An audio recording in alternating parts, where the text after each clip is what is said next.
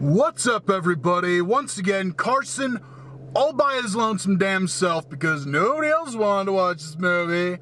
Here at Glassless Films Midnight Review, Serenity. I wanted to watch The Kid Who Would Be King because of Joe Cornish, but they're just not showing it tonight. So I might actually do a special thing and review it like on Saturday or something, just so I can see it and spread the word about it, because it looks great. It actually looks like a hell of a lot of fun, and in Joe Cornish I trust.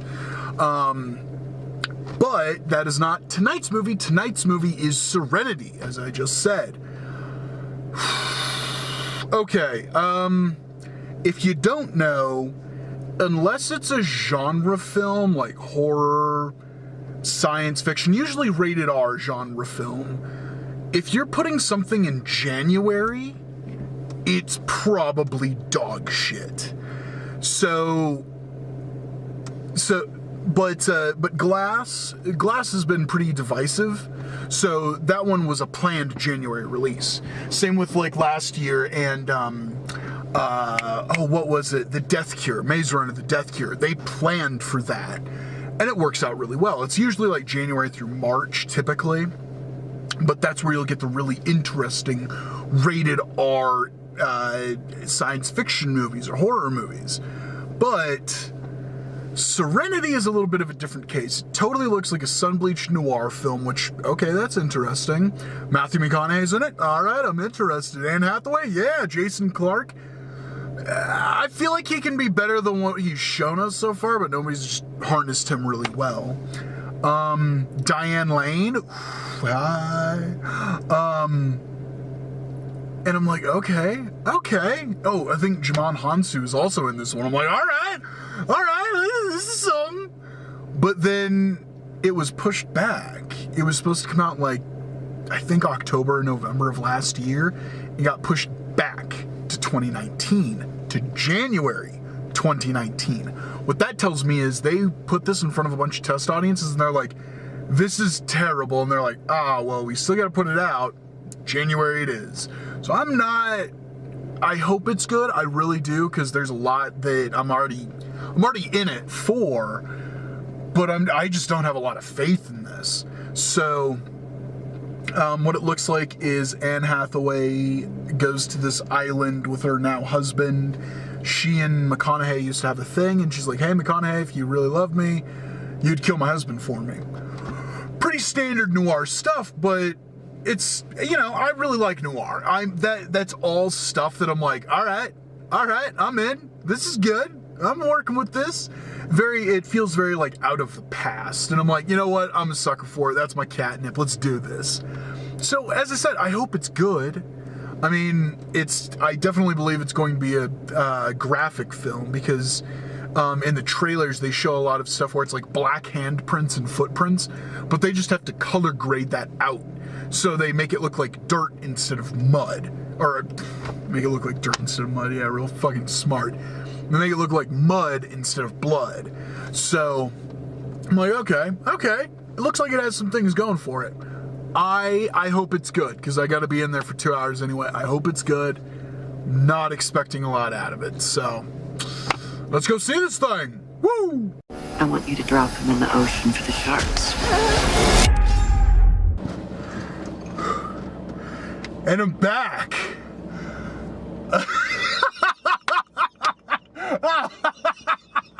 Oh my God.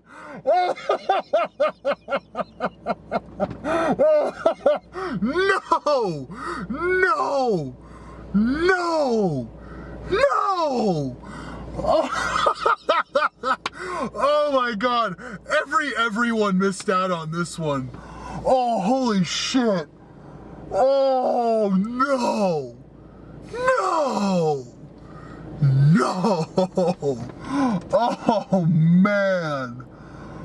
Oh, man. Wow.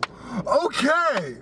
I had heard some things that are like, this movie's a little bit crazy. And I'm like, whatever. Oh man, I didn't. Oh, I wasn't expecting this. Oh, holy crap. If you love train wrecks that come out of left fucking field, go see this movie right now. Shut my review off and go see this movie right now. This is going in the annals of bad movie history. It's not the best bad movie, but it's a pretty damn good bad movie.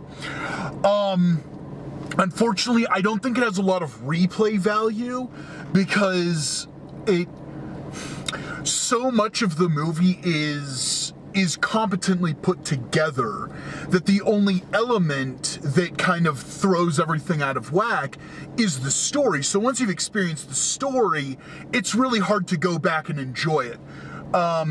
Great example of a great bad movie that you can always watch is Showgirls. Showgirls is endlessly entertaining because almost every aspect of that film is baffling, but it's not a whodunit, or it's not a will they, won't they. It doesn't hinge on a choice, so you can enjoy all the badness of the movie. The plot is terrible, the acting is crazy, the script is amazing, and I know I'm just saying all this great stuff about Showgirls. Or another great one is The Room. More people know about that one. The whole film from top to bottom is incompetent, therefore it's more hilarious and it gets a lot more replay value. This film, unfortunately, it's a one and done. You watch it once, and because the acting is actually, it's not bad, it's hilarious, and it's bad, but it's like a certain level of competence where it sits in this middle range of bad. Not boring, just bad, where it's not so outlandish that you can laugh at it a whole bunch, like Nicolas Cage movies, or certain Nicolas Cage movies, but it's also not so entertaining as Tommy Wiseau. So you're kind of in this middle ground where it's like, okay, they're doing their best, but the script doesn't let them down enough. But the story itself will do that. The story itself is it's something. I tend not to do spoilers, so I won't spoil this one, but pretty much what I thought this movie was, it was.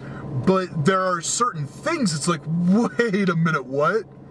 Wait, what? Wait, what? And then as the movie goes on, it just goes further and further down the crazy tunnel. But again, it's not like super entertaining. It's more like, where is this going? And then once it's got there, oh, it's hilarious and it keeps going.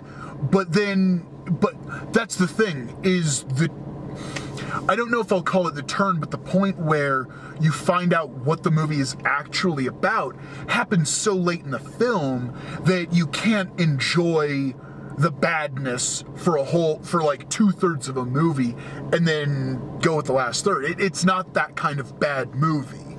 It is a movie where you kind of have to sit down and roll with it, and it's great and you'll remember it and it's fun, but then it's a one and done. So if you don't want much more spoiled for you, just go watch it. Oh man, if you're a bad film connoisseur, this one's gonna do it for you.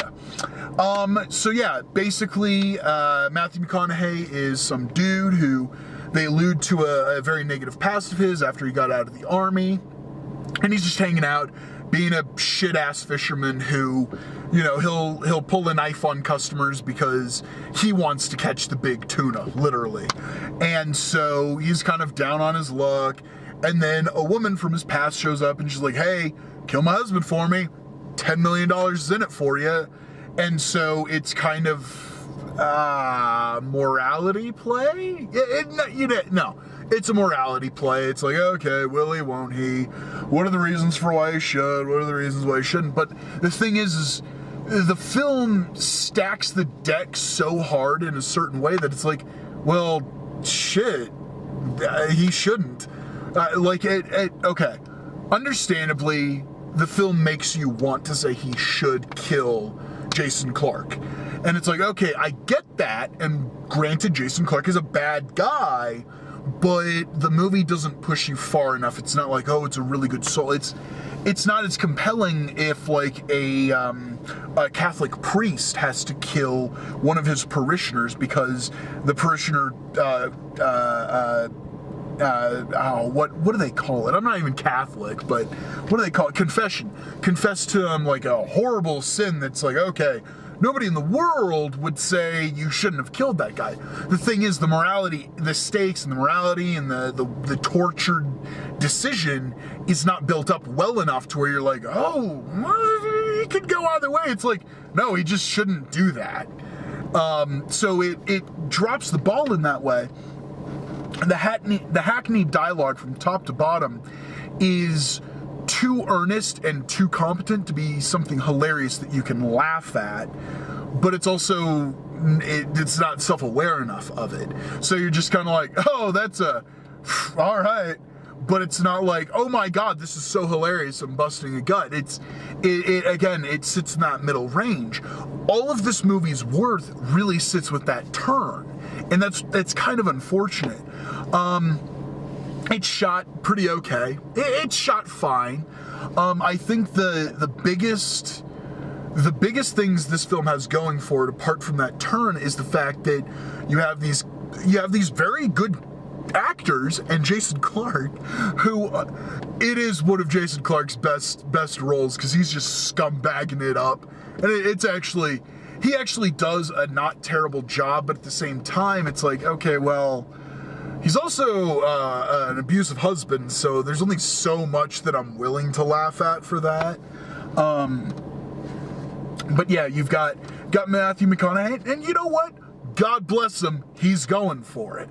And Hathaway, same thing.